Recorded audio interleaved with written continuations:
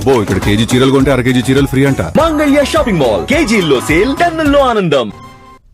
సంగారెడ్డిలో smart ration కార్డుల పంపిణీ కార్యక్రమంలో బీఆర్ఎస్ బీజేపీ నేతలపై మండిపడ్డారు CM Revanth Reddy.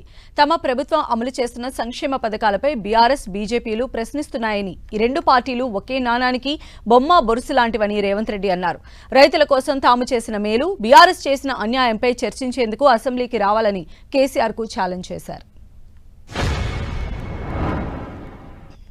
BJP BRS వేరు వేరు కాదు, నాణానికి బొమ్మ బొరుసు లాంటి వాళ్ళే బీజేపీ బీఆర్ఎస్ వాళ్ళని నేను అడుగుతున్నా. 10 ఏళ్ళు మీరు, 12.5 సంవత్సరాలు మోడీ గారు ఉన్నారు. ఏ రాష్ట్రంలో అయినా ఈనాడు ఈ వేదిక మీద నుంచి 2 నాయకులను 10 సంవత్సరాలు గత ప్రభుత్వం ఎన్నడైనా పేదవాడికి సన్న బియ్యం ఇవ్వాలని, సంటి పిల్లలకు బుక్కెడు పువ్వ పెట్టాలని కలలోనైనా మీరు ఆలోచన చేసిండ్రా? ఆనాడు రైతు బంధు అన్నాడు, 10,000 రూపాయలు ఎకరాకన్నాడు. నేను రైతు బంధు చేయలేదు. రైతు భరోసా మీద ఇంకా 2,000 పెంచి 12,000 రూపాయలు ఎకరాకి ప్రతి సంవత్సరం 32 నెలల్లో 36,000 కోట్ల రూపాయలు రైతు భరోసా పథకం కింద 70 లక్షల రైతుల ఖాతాలలో మా ప్రభుత్వం ఇందిరమ్మ రాజ్యంలో ఈరోజు రైతుల ఖాతాలో నగదు బదిలీ చేసినాం. నేను సవాలు విసురుతున్న చంద్రశేఖరరావు గారికి, నీ జిల్లా గడ్డ మీద నుంచి రా, శాసనసభలో చర్చిద్దాం. రైతుల కోసం మేము చేసిన మేలు ఏందో, మీరు చేసిన అన్యాయం ఏందో ఈరోజు మాట్లాడదామని నేను అంటున్నా. కేంద్ర ప్రభుత్వం ఇచ్చిన నివేదికల్లో అతి తక్కువ అప్పుల్లో ఉన్నది తెలంగాణ రాష్ట్ర రైతాంగం అని నివేదిక ఇచ్చిన మాట వాస్తవం కాదా?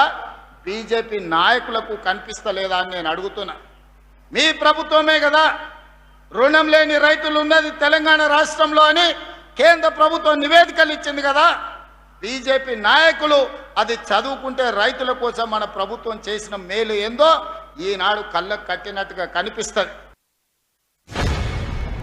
అని అహనా పెళ్ళంటలో కోట శ్రీనివాసరావు కోడిని పైన కట్టి కింద ఉత్తపువ్వ తిన్నట్టు ప్రజలకు కథలుగా చెప్పిండు ఆయన. మీకు డబుల్ బెడ్రూమ్ ఇండ్లు రాలే, ఆయనకు మాత్రం 1000 ఎకరాల ఫామ్ హౌస్ వచ్చింది. కొడుకుకు 100 ఎకరాల ఫామ్ హౌస్ వచ్చింది. బిడ్డకు 50 ఎకరాల ఫామ్ హౌస్ వచ్చింది. అల్లుడికి 25 ఎకరాల ఫామ్ హౌస్ వచ్చింది.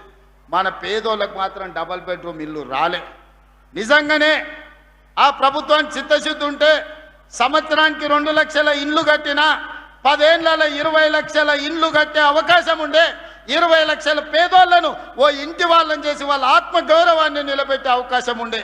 కానీ ఏ రోజు కూడా ఆయనకు సోయి లేదు. ఆయన సోకుల మీదనే ఆయనకు ఆలోచన. 10 ఎకరాలల్లా ప్రగతి భవన్ అని పెద్ద గడి కట్టుకున్నాడు, ఫామ్ హౌజులు కట్టుకున్నాడు. కానీ మీకు మాత్రం ఇయ్యలే. నిరుద్యోగ యువకులకు నా సూచన ఒక్కటే, వాడో వీడో వస్తాడు, రెచ్చగొడతాడు, మాయ మాటలు చెప్తారు, మందు పెట్టినట్టు పట్టుకపోతారు. మీరు చూసిండ్రు కదా, ఎలా అగ్గిపెట్టే రావు, అఘోరా రావు, అగ్గిపెట్టే రావు 100 పెట్టి సీస నిండా పెట్రోల్ తెచ్చుకోండు. 10 పైసలు అగ్గిపెట్టే మర్చిపోయిండు. పెట్రోల్ పోసుకొని డ్రామా బాగా చేసి రెచ్చగొట్టి ప్రజల ప్రాణాలు తీసుకోవడంలో నెంబర్ 1. అందుకే ఈనాడు మళ్ళా పిల్లల్ని రెచ్చగొట్టాలి.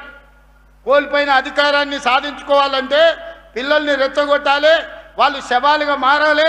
ఆ శవాలనే పునాదులుగా చేసుకొని అధికారంలోకి రావాలని కుట్రలు చేస్తున్నారు, పెట్టుబడులు పెడుతున్నారు. అన్ని కుట్రలు చేసిరు, కుతంత్రాలు చేసిరు, పన్నాగాలు వండిరు, టీవీలలో చూపించారు, సోషల్ మీడియాలో పెట్టారు. ఇక శాతం అయితలేదని నిన్నమన్న ఒక ఆయన పోయిండాయా, తమిళనాడు రాష్ట్రం పోయిండు, కర్ణాటక రాష్ట్రం పోయిండు. ఏమైనా మంచి కోరతాడు అనుకున్నా, మంచి కోరలే, అఘోర పూజలు చేస్తున్నాడా. ఇంత ఘోరం ఎక్కడ ఉంటుందా? అసలు మడిసన్నోడు 10 ఏళ్ళు మంత్రిగా చేసినోడు, అన్నం తినేటోడు ఎవడన్నా ఈ రాష్ట్రంలో కరువు రావాలి, రైతులు చచ్చిపోవాలి, సంక్షోభం రావాలి, ప్రభుత్వం కూలిపోవాలి, మొత్తం రాష్ట్రం అల్లకల్లోలం అయిపోయి శవాల మీద అధికారంలోకి రావాలని అఘోర పూజలు, అర్ధరాత్రి పూజలు, ఇంత దుర్మార్గుడు ఎవడన్నా ఉంటాడా?